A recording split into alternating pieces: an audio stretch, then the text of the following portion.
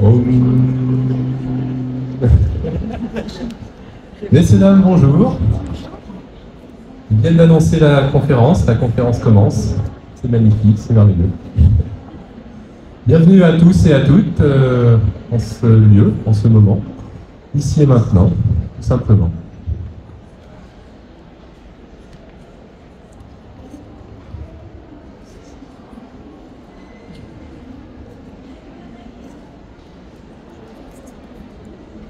Alors, pour ceux et celles qui arrivent ici, vous êtes tous connectés, c'est merveilleux. Des fois un petit peu plus connectés que d'habitude, principalement les téléphones. Et là justement, c'est l'occasion pour ceux et celles qui ont un téléphone de se déconnecter du téléphone pour mieux se reconnecter ensuite. Donc je vous invite, si vous n'avez pas déjà fait le geste magique de passer en mode hors ligne ou avion, de cliquer sur le petit bouton magique et de vous reconnecter à vous-même si ce n'est pas déjà le cas.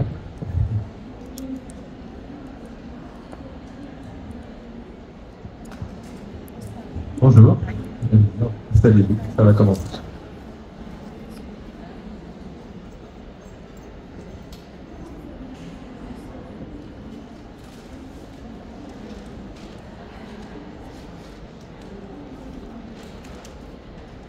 Alors, la conférence du jour, apprendre à méditer.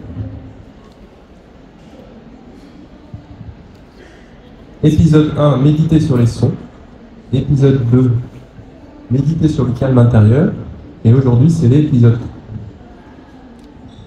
L'épisode 3, si vous avez lu le prospectus, alors il y en a qui vont le découvrir en direct, ça va être marrant.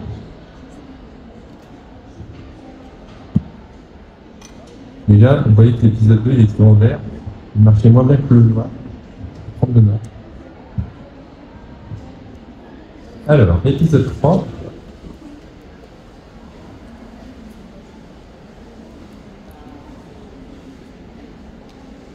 Méditer.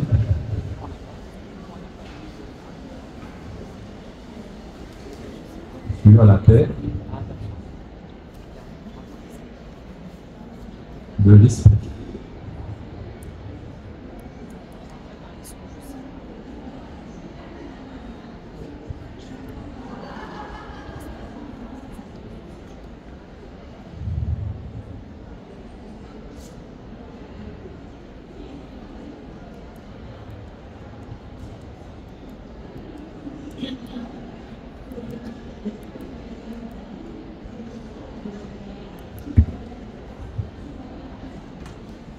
Donc, messieurs, dames, on va méditer sur la paix de l'esprit, parce que c'est la conférence d'aujourd'hui. Alors, pour ceux qui n'étaient pas là, les épisodes précédents, résumé des épisodes précédents, vous connaissez un petit peu quand on a des séries à la télé, des fois il nous faut un petit, pour ceux qui n'étaient pas là dans les épisodes d'avant. Donc, épisode 2, épisode 1, on va commencer un petit peu par l'épisode 1, méditer sur les sons. Alors, très brièvement, on a une capacité d'écoute formidable, mais tellement formidable qu'on capte un peu tout et n'importe quoi. Donc, quand on médite sur les sons, l'idée, c'est de revenir à un son le plus essentiel qui est le silence.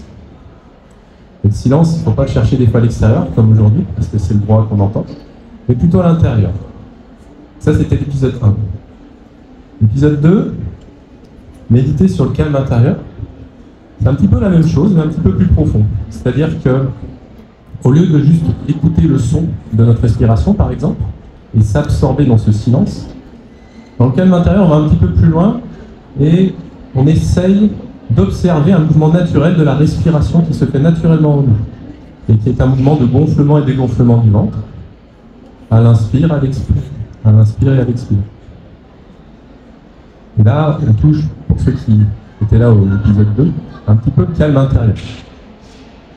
Et donc aujourd'hui, on va aller un petit peu plus loin, puisqu'on va méditer sur la paix d'esprit. Donc quelque chose qui est encore plus subtil que ce qu'on vient de voir dans ce bref résumé. Alors qu'est-ce qu'on va y trouver? Alors, on est bien embêté parce qu'il n'y a pas grand-chose à trouver.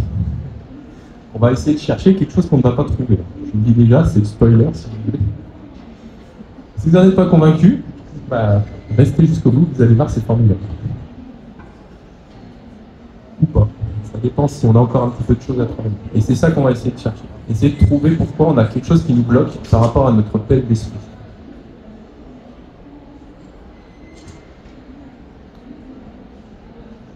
Donc, vous êtes ici, tous ici présents, assis sur une chaise.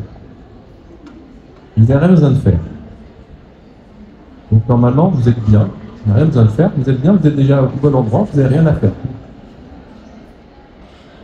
Si vous attendez autre chose qu'être assis sur une chaise, ben, vous n'allez pas bouger trop de votre chaise ici. Là. Bien sûr, là, c'est pas moi qui vais vous faire bouger de votre chaise. Par contre, ce qui peut être intéressant pour vous, et même pour moi, hein, pour tout le monde en fait, c'est est-ce qu'on est bien arrivé sur notre chaise? Parce que on peut se dire, bon, bah, c'est pas, je suis bien, bon, visiblement, je suis assis sur ma chaise, hein, je parle pour vous. Donc, j'arrive sur ma chaise, je m'assois. Voilà, je suis assis sur ma chaise, j'ai plus rien à faire, ça y est, je suis assis. Mais est-ce qu'on est véritablement assis? Est-ce qu'on n'est pas encore en train de courir quelque part? Que sais-je? C'est en lien justement avec cette méditation d'aujourd'hui qu'on va faire pendant cette séance, méditer sur la paix de l'esprit. Comment on est déjà arrivé actuellement? Est-ce que là, actuellement, on est bien arrivé sur notre chaise? Mis à part que le corps, lui, on voit bien, si on regardez autour de vous, hein, vos voisins, voisines, est-ce que vous les voyez bien arriver sur leur chaise? Non, mais vraiment, faites l'effort, hein, je vous invite vraiment à regarder, vous voyez bien votre voisin, votre voisine assis sur la chaise, bon, vous pouvez témoigner, hein, ils sont assis. Ils n'inventent pas. Voilà. Maintenant, comprenez effectivement que même si chacune d'entre nous sommes assis sur une chaise, est-ce que pour autant on est véritablement arrivé à destination? Donc c'est là que commencent de nombreuses quêtes spirituelles, se trouver. Parce qu'on voit bien qu'on ne peut pas bouger de notre chaise, hein, il n'y a pas un endroit particulier à aller extérieurement, puisqu'on est déjà assis. Donc ça, voilà, ça bouge pas. Mais par contre, à l'intérieur de nous, il y a quelque chose qui nous pousse à trouver justement cette destination. Et qui est comme ça fait d'être assis sur cette chaise, qui est déjà le cas, hein, vous êtes déjà assis, et bien cette destination, elle est aussi de même ordre, c'est-à-dire elle est déjà réalisée en vous.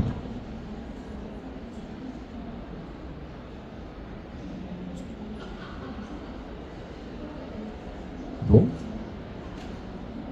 avez-vous trouvé votre chaise intérieure?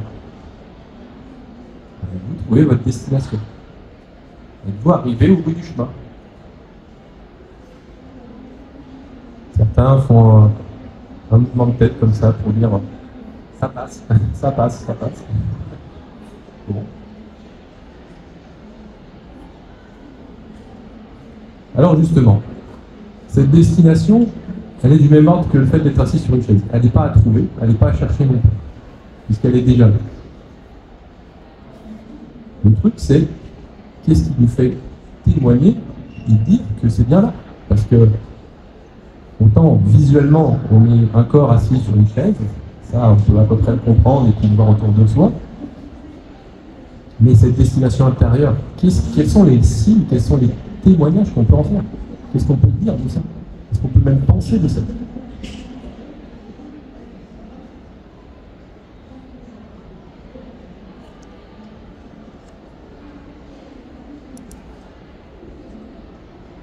Alors justement, pour ceux et celles qui se questionnent sur ce chemin, eh bien, je vous invite à poser vos questions là-dessus pour essayer de trouver ou de ne pas trouver quelque chose à trouver ou à ne pas trouver. Pour ainsi justement trouver cette paix de l'esprit peut-être, qui, encore une fois, n'est pas à trouver, mais qui est bien présente quand même.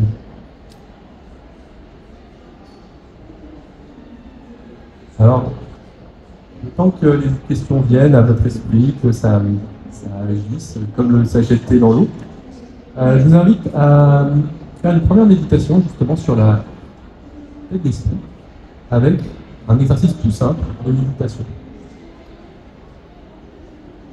Donc, vous allez tous rester sur votre chaise hein, quand vous allez méditer. Vous allez tous rester sur votre chaise. Simplement, un préalable tout de même pour cette méditation, je vous invite à prendre une posture digne de méditant ou méditant, et dont la posture est à peu près simple à comprendre. C'est la suivante. L'idée, c'est d'être bien assis sur sa chaise, les fesses sur la chaise, les pieds bien au sol,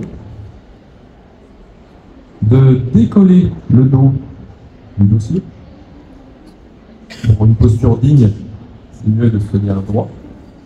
Et c'est pas juste pour être digne et avoir une posture droite, c'est aussi pour éviter de s'endormir. Imaginez bien que si on se met comme ça, au bout d'un moment, c'est le sommeil qui peut prendre le dessus, surtout après un bon repas, pour ceux qui auraient mangé. Pour d'autres, c'est pas trop le problème, je pense. C'est plutôt l'agitation qui va être le défi, et je vais en parler aussi après.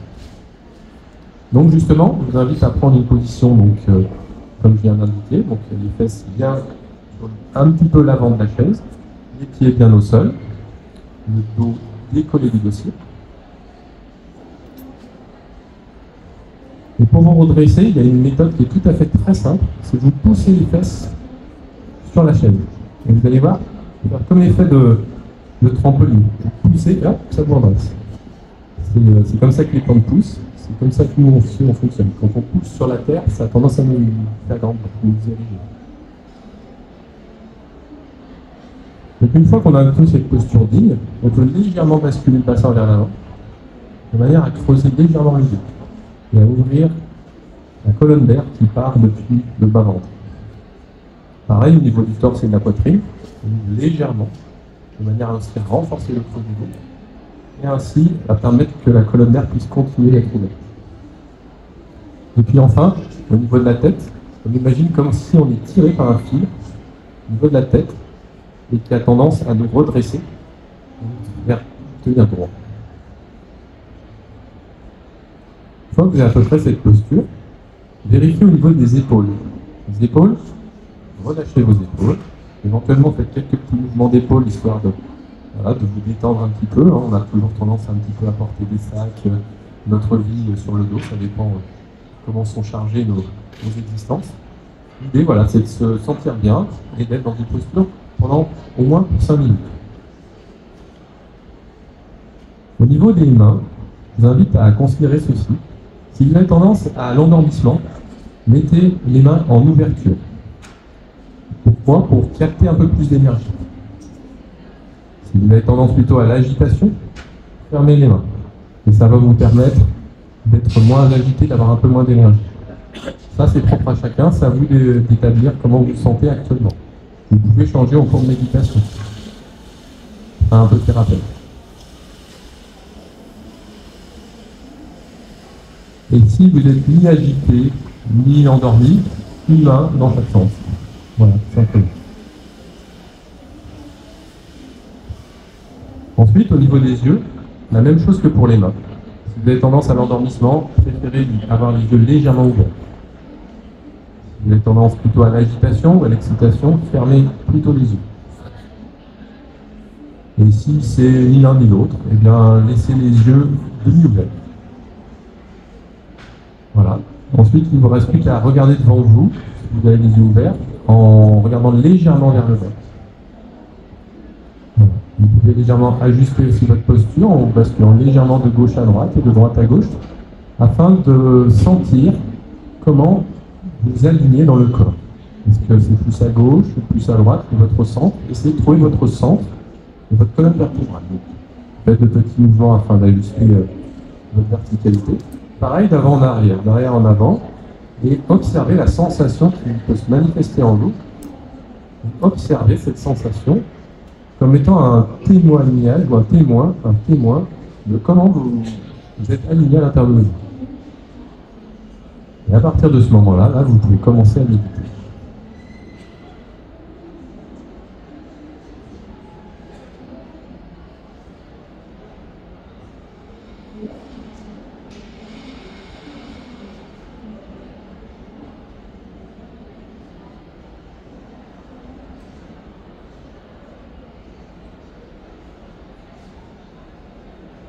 Tout d'abord, observez comment vous vous sentez dans le corps.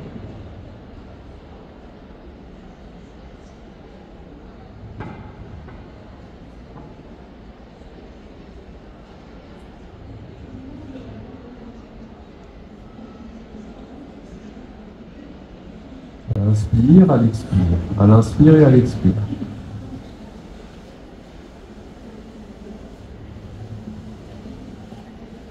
Observez un moment ce gonflement du ventre et ce dégonflement du ventre à l'inspiration, à l'expiration. À l'inspiration et à l'expiration.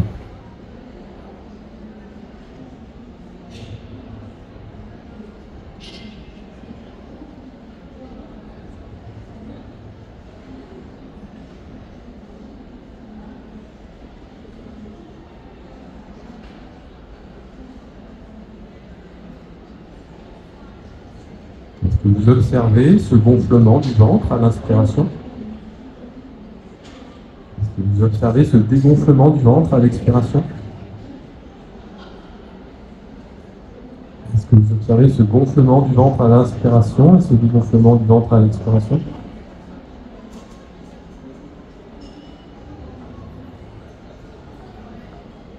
Observez un moment ce mouvement et soyez attentif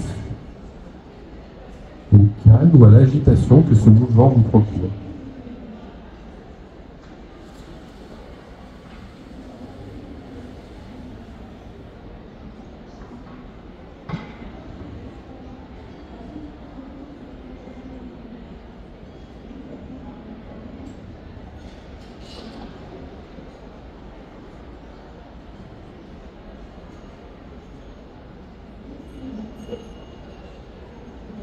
Si les sons peuvent attirer votre attention, prenez-en conscience, puis revenez progressivement à votre respiration.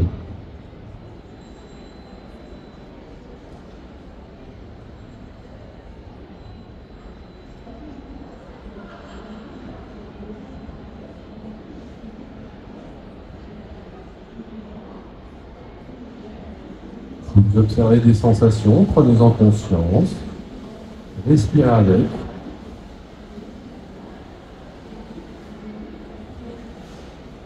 Vous observez de l'agitation en vous, prenez-en conscience. Ne réagissez pas forcément. Observez votre souffle.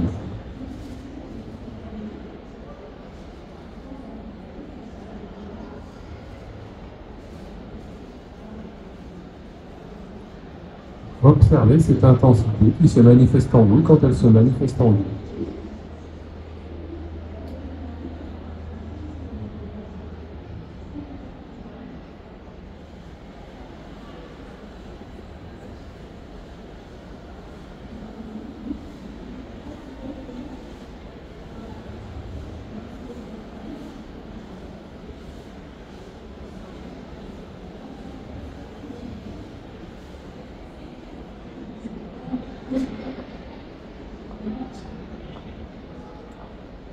Observez également si vous avez un peu bougé par rapport à la position initiale.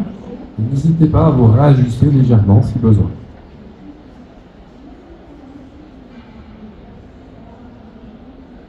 Pour cela, vérifiez que vous poussez bien les fesses contre la chaise, que vos pieds sont bien au sol.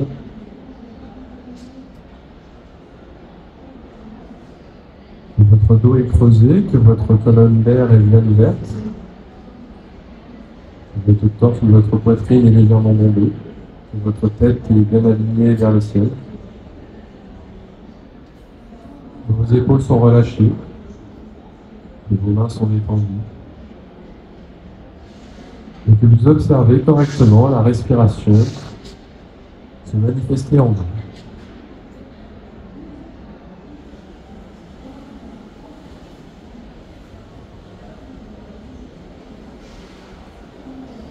Prenez un dernier instant dans cette méditation pour apprécier ce moment que vous accordez à vous-même. Comme le méditant qui médite lorsqu'il médite.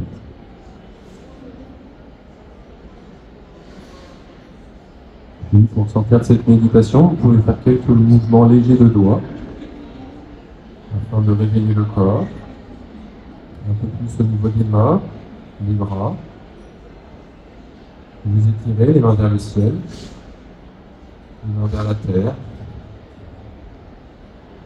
sur les côtés, et frottez vos mains l'une contre l'autre afin de gagner en chaleur dans vos mains. Et déposez sur vos yeux fermés. Et respirez 3 fois.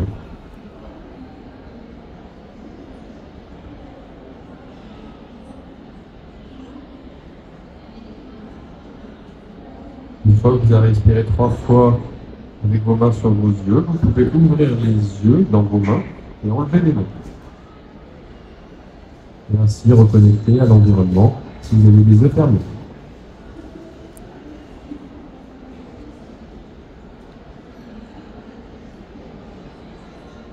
Voilà, comment s'est passée cette méditation pour ceux et celles qui sont présents et qui ont médité? Comment ça s'est passé? Bien.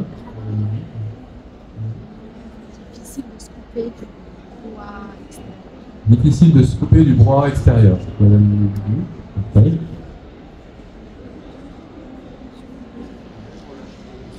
Un bon relâchement musculaire pour monsieur.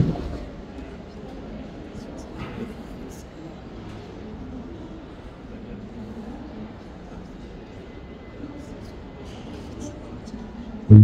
Monsieur nous partage que lui, c'était l'esprit qui commençait à le faire partir et que le fait de se reconcentrer sur le corps, c'est ça qui aide dans cette méditation. Oui. Merci.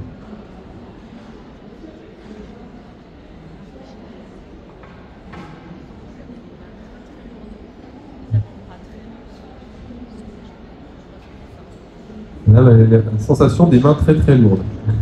D'accord.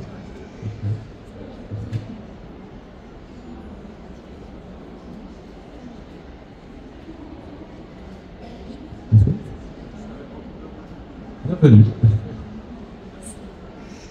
Alors, effectivement, chacun a une appréciation de cette méditation, hein, ça nous est propre. Généralement, le fait de se mettre au repos, comme ce que vous venez de faire actuellement, pour ceux qui ont pratiqué, c'est une occasion de revenir à soi, de se poser, de se tranquilliser. Il n'y a pas vraiment de contre-indication à la méditation.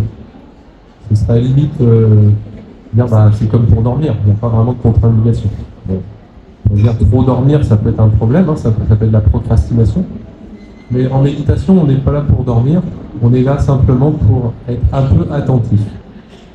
Attentif à un mouvement qui habituellement nous faisons naturellement, qui est la respiration, mais nous le faisons inconsciemment. Donc on pourrait dire que la plupart du temps, même si on est debout, en train d'entendre quelqu'un parler, par exemple, comme moi, eh bien, en fait, on est juste endormi parce qu'on n'observe pas qu'on est en train de respirer. Donc c'est pas parce que voilà, on est en train de discuter ensemble ou d'écouter quelqu'un qu'on est réveillé ou éveillé. Au contraire, on est debout, on est peut-être levé de notre lit, pas forcément éveillé. On est peut-être réveillé éventuellement. Réveillé parce que justement je vous parle de cette inconscience que chacune rencontre quand chacune ne met pas de l'attention sur des choses naturelles comme le mouvement de respiration. Donc la paix de l'esprit, hein, c'est le thème de cette conférence, méditer sur la paix de l'esprit, apprendre à méditer sur la paix de l'esprit. C'est d'arriver justement à se rendre compte de cet endormissement qui est en nous et d'en prendre conscience. Le fait de méditer, c'est quelque part une manière de prendre conscience de cet état naturel qui est présent en vous et qui contient dans cette inconscience notre bonheur. C'est pas juste on observe notre souffle et ok, on observe notre souffle, c'est on se synchronise notre esprit et notre corps sur un mouvement qui est naturel, qui n'est pas de nous. Hein. On ne contrôle pas notre respiration, on peut contrôler notre respiration, mais ce mouvement se fait naturellement. Le fait d'observer avec notre esprit un mouvement du corps, eh bien on capte en fait notre essence, c'est-à-dire cette impulsion qui nous fait vibrer, qui nous fait vivre, qui nous fait respirer. Et en se synchronisant esprit et corps-esprit, eh bien on arrive à être sur cette sensation de bien-être. Puisque, si vous voulez, certains appellent ça l'horloge interne, c'est notre rythme. On a un rythme qui nous est propre. Et quand on se cale sur notre rythme, qu'est-ce qui se passe? C'est formidable, on est aligné. Pourquoi la musique c'est agréable quand on écoute une musique? C'est parce qu'il y a un tempo, il y a un rythme qui est propre à la musique. On va nous séparer, donc on a notre propre rythme. Et il n'y a que nous qui vibrons sur notre propre rythme. Le chien il vibre sur son rythme, nous on vibre sur notre rythme, chacun vibre à son rythme. Et c'est ça qui est merveilleux. Et quand les gens s'apprécient ou s'aiment, C'est tout simplement parce qu'ils arrivent à vibrer sur la même longueur d'onde, sur les mêmes énergies, sur les mêmes sensations, vibrations, sur les mêmes centres d'intérêt. Bref, sur des thèmes qui nous sont respectivement accordés comme étant les mêmes, et dont on s'y entend aussi par les mêmes occasions. Donc voilà, ça vous donne un petit peu un aperçu de ce qui vous attend quand vous méditez, de vous synchroniser avec vous-même, et éventuellement avec ceux qui sont autour de vous, si vous êtes alignés. Par exemple, dans cette méditation, quand vous faites, pardon d'être le fait d'être en groupe actuellement, eh bien, le fait de générer cette énergie, de comprendre un petit peu mieux pourquoi on est en train d'être là à écouter quelqu'un parler, eh bien, on génère en fait une énergie collective. On se relie à une sorte de vibration qui nous est collective, qui est bien sûr nourrie de nos propres vibrations personnelles, et dont en retour, nous en recevons bien fait. Donc, c'est pas juste on médite comme ça, c'est on génère un état d'esprit qui nous amène à un bien-être. Et ça rejoint le thème qu'on a ici, hein, la paix de l'esprit. Trouver la paix dans l'esprit. Le fait simplement, respectivement, individuellement, de trouver un petit peu cette paix en soi, eh bien, on contribue à générer en fait cette énergie de paix en soi, et donc aussi autour de soi. Parce que 1 plus 1 plus 1 plus 1 qui médite sur la paix de l'esprit égale une paix de l'esprit un peu plus globale, une énergie de paix de l'esprit, qui peut être en excès chez certaines personnes, du coup ça va pour celles qui sont en manque, et ça s'équilibre, ça donne en fait une véritable paix de l'esprit, cette paix où on se nourrit les uns les autres. Donc ne pensez pas que votre activité soit dénuée de sens. Sachez que l'énergie de paix de l'esprit que vous générez actuellement, si vous en avez en excès, elle va servir à ceux qui en ont besoin, et ceux qui en ont vraiment besoin sont contents aussi de recevoir cette énergie, puisque à leur tour, eux, ensuite, vont être beaucoup plus en paix, et donc, quelque part, nourrir cette paix d'esprit. Et donc, quelque part, ça vous revient aussi. Alors, voilà, j'ai un peu parlé de la paix d'esprit, comment méditer. Maintenant, j'aimerais que l'on considère un petit peu ce mouvement naturel de la respiration.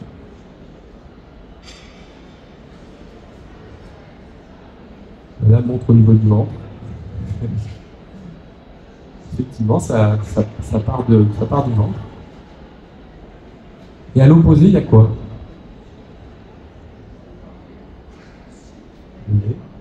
Le nez. L'air qui rentre et ça.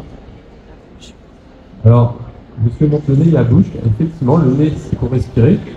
La bouche, c'est pour manger ou parler. On peut aussi expirer ou inspirer, mais on préfère quand même le nez pour la respiration. Et effectivement, c'est l'autre point d'entrée. C'est-à-dire qu'il y a un point d'entrée et un point qui est en fait inné. Donc on a besoin des deux. On a besoin de ce point inné et on a besoin de se relier à quelque chose qui n'est pas nous, quoi, quelque part. Et donc c'est pour ça qu'on inspire par le nez et qu'on expire par le nez. Mais si vous regardez bien, quand vous méditez, on va faire aussi un exercice après, c'est que on a beau observer ce mouvement au niveau du ventre, ça bouge, c'est pas nous qui le faisons bouger. Au niveau du nez, bon, ça bouge, mais c'est pas nous qui le faisons bouger non plus. Et pourtant, que ce soit dans le ventre ou au niveau du nez, c'est pas là que ça se trouve.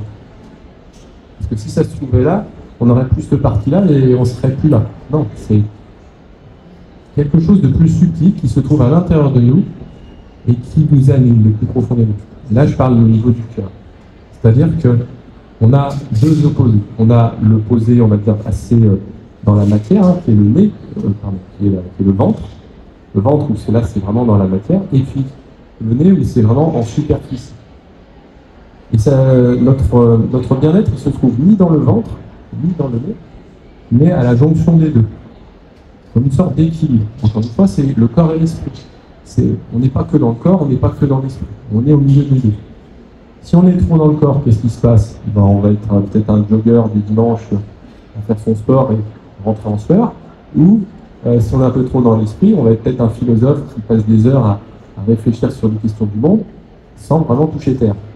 Et dans les deux cas, c'est des extrêmes, j'ai un peu caricaturé la chose, qui nous font éprouver la vie mais qui sont poussés à un extrême. L'idée, c'est d'arriver à non seulement activer le corps, mais aussi l'esprit. Et trouver une sorte d'équilibre entre le corps qui doit fonctionner correctement et l'esprit aussi. Mais pas en excès. En excès, ça s'appelle les montagnes russes ou ça s'appelle une tempête sur la mer. Et on est assez loin d'un résultat tranquille et serein. On est plutôt dans une sensation forte. Alors c'est bien les sensations fortes, mais une fois que ça s'arrête, c'est fini, et des fois c'est dur de retrouver la prochaine sensation forte.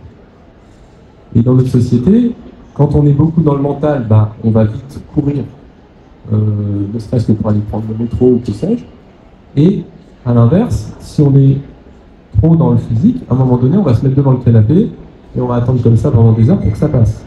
Parce qu'on est dans les extrêmes. L'idée, c'est toujours de continuer notre vie comme on la vit, mais en évitant un petit peu d'aller trop haut ou trop bas. Donc quand vous travaillez dans le quotidien, vous avez des moments de travail, c'est normal. Mais il y a une limite à ne pas franchir qui est celle de l'excès. L'excès de travail, hein, que ce soit trop dans le mental, même dans le physique, hein, si vous êtes du bâtiment et que vous travaillez toute la journée à, je ne sais pas, faire des murs et qu'à la fin, vous ne plus voir des murs parce que vous en avez monté, c'est que vous avez perdu la passion de votre travail. À l'inverse, si vous êtes trop dans le mental à réfléchir, je ne sais pas, dans des calculs de créer quelque chose, trop sur l'ordinateur, vous complètement oublier ce que vous êtes en train de faire, là pareil, vous déconnectez. L'idée, c'est de rester avec la passion qui vous anime, sans pour autant que votre travail devienne une contrainte. Et quand vous lissez les extrêmes, là je viens de parler des extrêmes vraiment de l'excès, mais ça pareil dans le manque, quand vous êtes par exemple le soir, parce que complètement HS, la journée était trop intense, et du coup vous posez dans votre canapé, vous restez 2 heures ou 3 heures devant la télé, bah, c'est pareil, c'est une détente qui est trop intense, c'est pas forcément bon non plus. Donc l'idée, c'est d'arriver un petit peu à faire son travail, jusqu'à en trouver un bien-être, une passion, et pareil dans la détente, de juste prendre plaisir tout en restant alerte. Et c'est possible, ça s'appelle être réveillé, tout simplement. Donc, si vous voulez, cet état-là, il est déjà présent en vous, ça ne tient qu'à vous maintenant je dirais, de lisser un petit peu les extrêmes, et de faire en sorte que ce soit plus donc, la mer agitée, comme ça, donc c'est des grosses vagues, ou les montagnes russes, et que ce soit plutôt un lac tranquille dont il y a juste un petit peu de vent qui effleure le dessus et dont on voit légèrement des petites baguettes.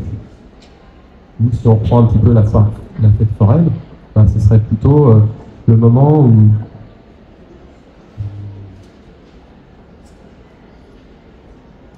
cet enfant qui joue et qui passe d'une activité à une autre simplement, voilà, évidemment. Donc voilà un petit peu une continuité un petit peu de ce que c'est que la paix de l'esprit dans votre quotidien. On a fait une méditation, là, je vais expliquer un petit peu ce que c'est. On va refaire une méditation cette fois-ci, toujours sur la paix de l'esprit, avec dans l'idée de considérer un petit peu cette activité qu'on a et ces moments de détente qu'on a aussi dans notre journée. Donc ça va être une occasion justement de respirer avec nos activités et un peu de leur donner du souffle. Je vous invite à reprendre votre position de méditation que vous connaissez maintenant. Pour ceux qui sont arrivés en cours, je vais répéter un peu les instructions. Le fonctionnement est assez simple. Vous mettez bien vos pieds sur le sol, les fesses sur la chaise. Vous avancez légèrement de votre chaise de manière à décoller le dos du dossier, afin d'éviter de dormir, d'avoir une position un peu tonique.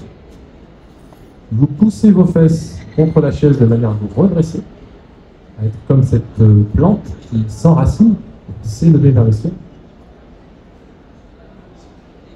Vous vérifiez vos hanches, qu'elles soient légèrement basculées vers l'avant afin de creuser le dos et d'ouvrir la colonne vertébrale au niveau du bas-ventre. Au niveau du torse ou de la poitrine, vous fassiez ce même mouvement que pour les hanches, vous ouvrez, de manière encore à renforcer le creux du dos et à ouvrir la colonne vertébrale au niveau cage thoracique ou des poumons. Et puis au niveau de la tête, vous imaginez comme si vous aviez un fil qui vous tire vers le ciel et qui vous redresse et qui vous aligne avec le reste de votre corps.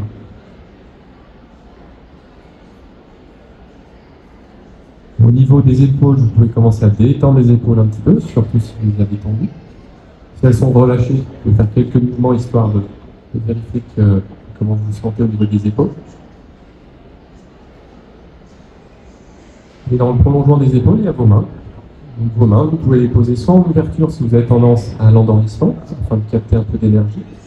Si vous êtes trop agité, vous pouvez fermer les mains de manière à réduire l'énergie que vous avez en vue et ainsi plutôt apaiser votre esprit.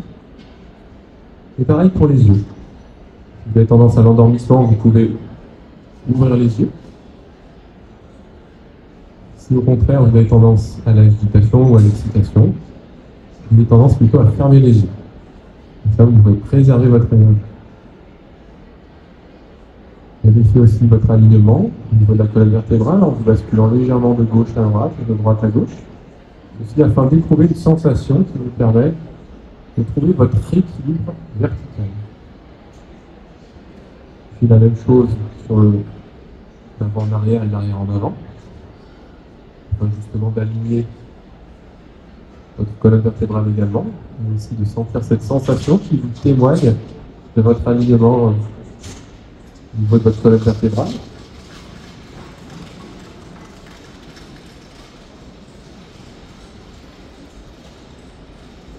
Et vous commencez votre méditation.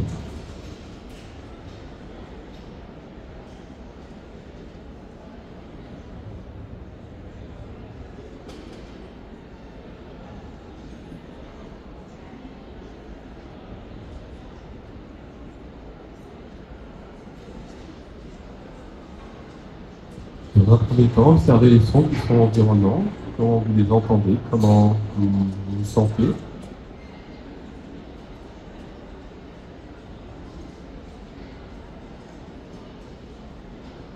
Si vous entendez un son plus fort qu'un autre, prenez-en conscience, puis progressivement intériorisez-vous.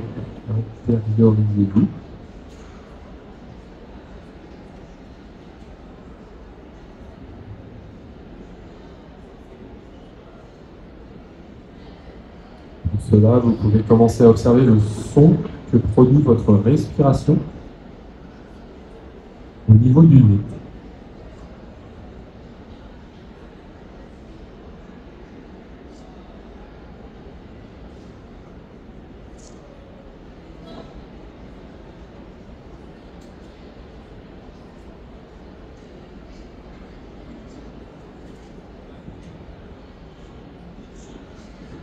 Il se peut que vous ne fassiez peut-être pas forcément de bruit avec votre respiration au niveau du nez. Aussi, simplement, observez l'inspiration de l'air, l'expiration de l'air. Au niveau du nez.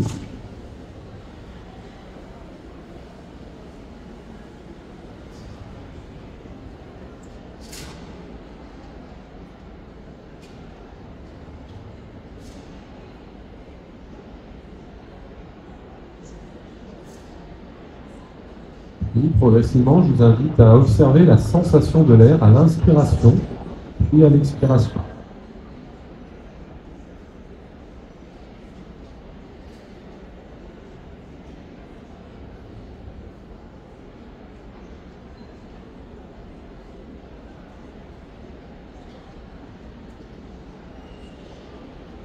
Est-ce que vous observez que l'air est frais à l'inspiration, puis tiède à l'expiration?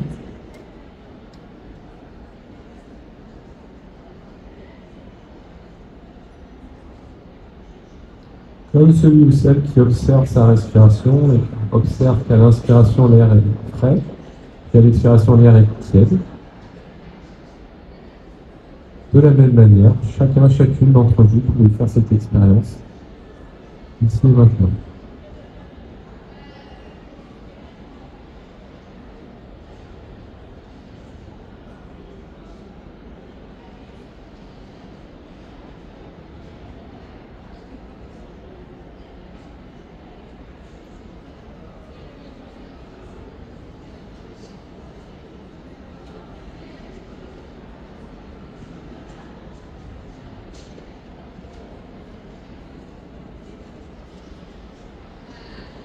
Puis, progressivement, je vous invite à prendre conscience du mouvement dans sa globalité de la respiration.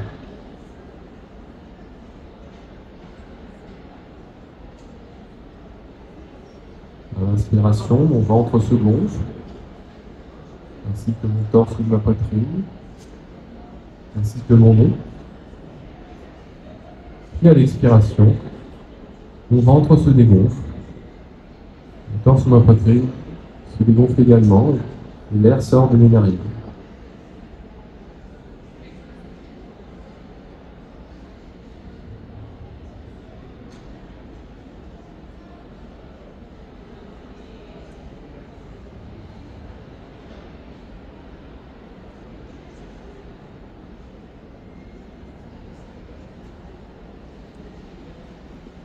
Est-ce que vous observez ce mouvement dans son entièreté? Le ventre qui se gonfle à l'inspiration, ainsi que la poitrine, l'air qui entre dans le nez. L'air qui sort du nez, sort les poumons se dégonflent, le ventre se dégonfle.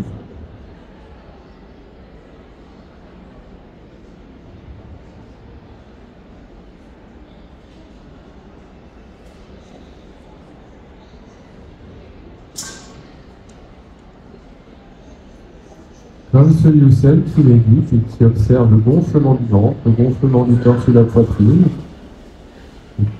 l'air qui entre à l'inspiration au niveau du nez, l'air qui sort du nez, sort, le poumon se dégonfle, le ventre se dégonfle.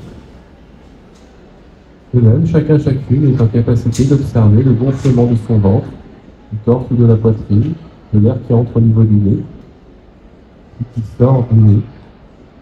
Le poumon se dégonfle, le ventre se dégonfle.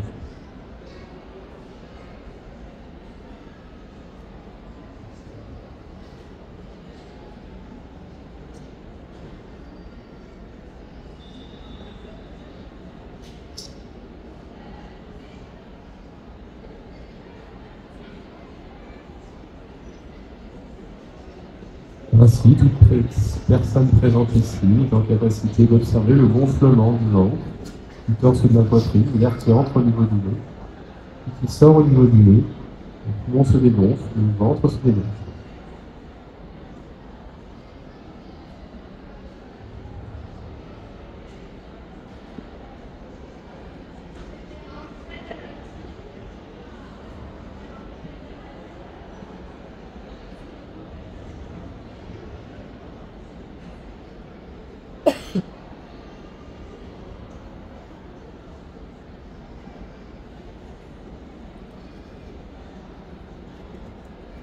Et monsieur là, entendez ceci, je vous invite à progressivement sortir de cette méditation. Pour cela, vous pouvez commencer à faire quelques mouvements au niveau des doigts, des mains, des avant-bras, des bras. Vous étirez. Les mains vers le ciel, les mains vers la terre. Sur les côtés.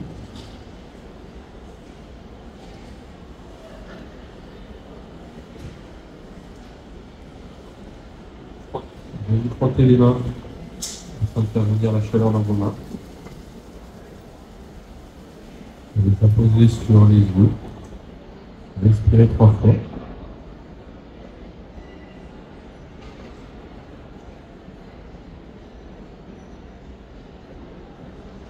Et puis, ouvrir les yeux et reprendre conscience auprès de vous.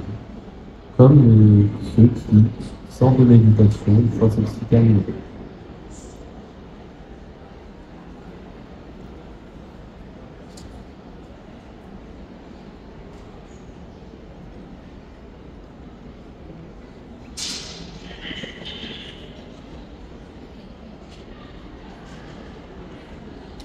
Voilà, messieurs, dames. Cette séance est à présent terminée. Comment ça s'est passé pour vous, cette dernière séance de méditation? Témoignage? Bien. Très bien. Plus profonde que la première fois. Plus profonde que la première fois.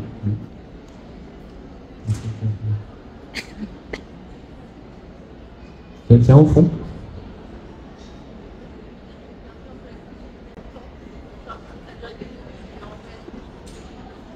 Et là, il me dit qu'il a perdu la conscience du temps. Donc, est-ce que vous étiez consciente quand même pendant le processus? D'accord. Ok. Bon, pour clarification. D'accord, très bien, merci. D'accord. Quelqu'un d'autre?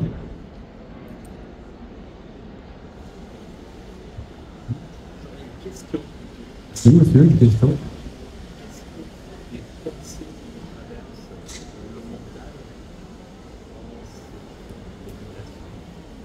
Alors, qu'est-ce qu'on fait des pensées de notre mental quand on est en méditation? Alors, messieurs, dames, entendez ceci. Alors, pour ce qui est des pensées, en tant que pratiquant, au début, on ne sait pas quoi faire de nos pensées. Alors, on en a un flot incalculable. Certains sont même amusés à les calculer. Hein, les scientifiques, ils ont dit oh, on en a à peu près 60 000 par jour. Donc, vous avez l'idée que voilà, c'est un problème, ou en tout cas c'est une constatation, une observation que chacune peut faire à un moment donné, tout simplement le fait de l'entendre. Nos pensées, c'est bien beau, mais on ne sait pas quoi en faire, et on peut se poser la question comment on fait. Alors, les méditants, ils ont trouvé des réponses à ça, parce qu'ils ont médité pendant de nombreuses heures, ils ont aussi le même problème que nous tous, hein. Ils se sont trouvés avec ces pensées, qu'est-ce qu'on en fait? On peut pas les capter, on ne peut pas en faire grand-chose. Si on essaye d'y résister, ben, on en retrouve une autre. Si on essaye de penser à autre chose, ben, elles reviennent toujours. C'est un petit peu comme, je dirais, le chien dent, ça pousse. On peut pas faire autre chose, ça pousse. Bon, qu'est-ce qu'on en fait? On n'en fait rien. Par contre, à observer ses pensées, ça, on peut le faire. C'est-à-dire se mettre en position d'observateur. Juste, un peu comme être devant la rivière. Vous voyez la rivière qui coule, ben, elle coule quoi. Vous posez, vous regardez la rivière couler, et vous pouvez faire comme ça, observer la rivière. Ou alors, imaginez que c'est comme des nuages qui passent dans le ciel. Vous voyez les nuages des fois passer dans le ciel, il y en a qui prennent des formes, d'autres pas, et en gros, ça passe, voilà, on ne peut pas faire grand-chose à ça. Ce qui est intéressant quand même à observer, c'est que nos pensées sont généralement obsédantes ou difficiles ou souffrantes pour certaines quand on vient à s'y attacher. Quand on vient à ah oui, j'ai cette pensée qui m'habite, ben, je me sens mal. Parce que je n'ai pas envie de cette pensée. Ou j'aimerais cette pensée. Ou, vous voyez ce désir de choisir nos pensées, ou de repousser celles qu'on ne veut pas, ou d'ignorer certaines pensées aussi. Parce qu'on peut aussi avoir l'envie de voir. Dans les trois cas que je viens de mentionner, c'est pas à faire. Qu'on les désire, qu'on les repousse ou qu'on s'en contrefiche, c'est pas à faire dans les trois cas. Par contre, ce qu'on peut faire, c'est juste les observer. C'est observer qu'il y a des pensées qui ne sont pas à nous, qui vont, on ne sait pas où, qui nous concernent, non, pas forcément, hein, même si c'est nous qui les vivons, elles ne nous concernent pas forcément, d'ailleurs elles ne nous concernent jamais. Que ce soit en bon ou en mauvais. On pourrait se dire, oui, bon, les bonnes pensées, c'est cool, ça me concerne. Non, non, ça marche dans les deux sens. C'est pas parce que c'est une bonne pensée qu'on doit la garder. Tout comme c'est pas parce que c'est une mauvaise pensée qu'on doit la repousser. Ou même une pensée qu'on n'aurait pas fait attention, on n'a pas à réagir à ça. Donc, les pensées, si on en souffre, c'est parce que justement on leur donne du crédit, ou on leur donne une intention particulière. Soit on les chérit, soit on les repousse, soit on les ignore. Quelque part, elles gagnent en puissance parce qu'on fait une action. Quand on est en méditation, on observe nos pensées, donc on fait un pas de retrait, et on est plutôt à observer justement qu'elles sont présentes. Et on reste un petit peu stoïque, un petit peu bête, on pourrait le dire presque, pour pousser un peu le trait, mais c'est un peu l'idée. C'est vraiment dans l'idée de, si je parais un petit peu comme un caillou, la pensée, elle va pas voir que je suis vivant, donc elle va passer, et elle va pas trop m'embêter. Donc je grossis un peu le trait, mais c'est pour vous donner un peu l'idée que le moins on réagit à une pensée, le moins elle nous affecte. Et l'idée, c'est pas d'être affecté par les pensées, c'est de vivre notre vie tranquille, malgré le fait qu'il y ait des pensées. Tout simplement. Après, bien sûr, on peut toujours développer un certain attrait pour certaines pensées et repousser d'autres, mais ça, on va vite se retrouver coincé parce qu'elles vont nous rattraper. Et si par exemple ça nous est plaisant pour le moment, on ne sait pas si c'est vraiment plaisant parce qu'au fond, ça cache peut-être un désagrément qui est bien plus grand. Donc vouloir prendre plaisir à quelque chose qui en soi n'a pas de bien-être, c'est quelque part se destiner à une souffrance à l'avenir. Donc, encore une fois, faites attention, ne provoquez pas les pensées, et si vous avez une pensée de bonheur, laissez-la partir, parce que c'est comme ça que vous aurez la prochaine pensée de bonheur qui viendra. Sinon, si vous retenez une pensée de bonheur, comment voulez-vous que le prochain bonheur apparaisse si vous retenez ce bonheur? Voilà, comment vous pouvez peut-être éventuellement voir par rapport à ça.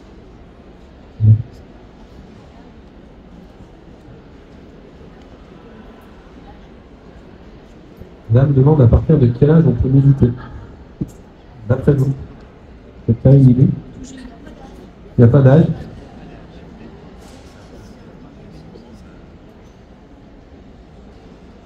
Alors, effectivement, certains disent qu'il n'y a pas d'âge pour méditer. Les enfants, ils n'ont pas besoin de méditer. On a l'impression qu'ils sont toujours heureux, toujours joyeux. Parce que eux, c'est naturel. En fait, on est tous des enfants. Et si vous voulez, vous êtes déjà en train de méditer.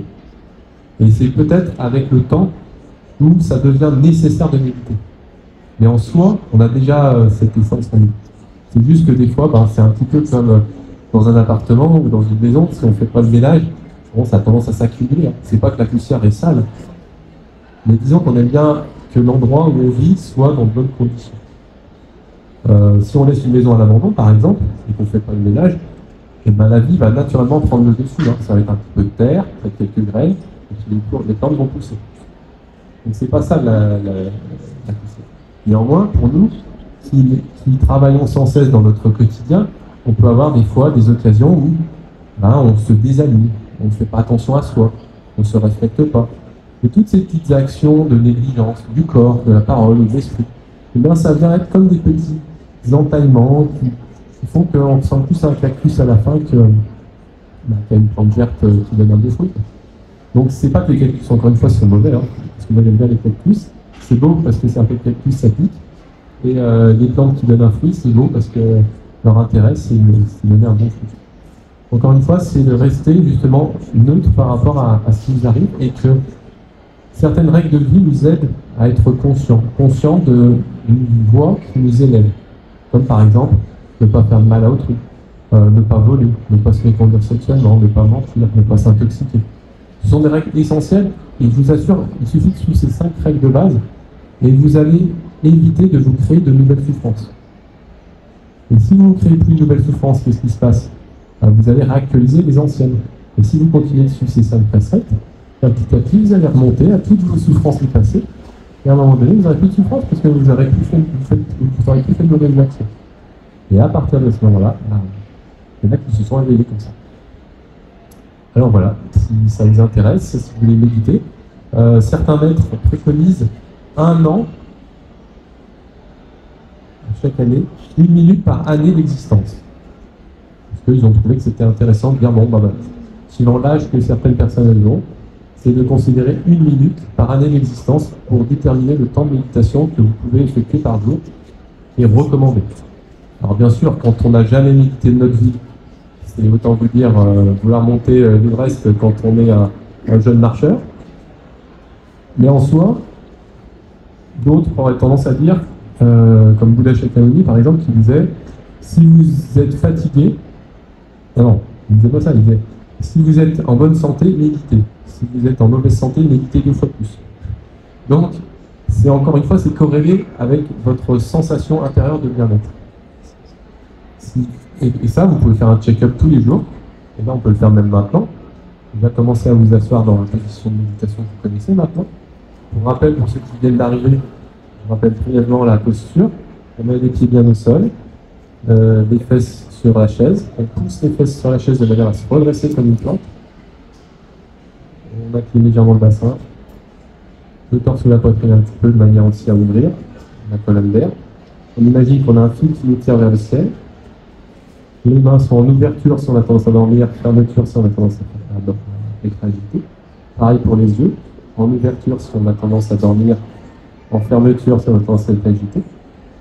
On vérifie le basculement gauche-droite, droite-gauche, avant-arrière, arrière-avant.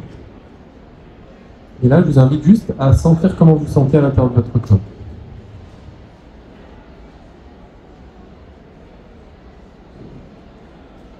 Si vous êtes agité, prenez-en conscience. Si vous êtes calme, prenez-en conscience. Si vous êtes ni agité ni calme, prenez-en conscience.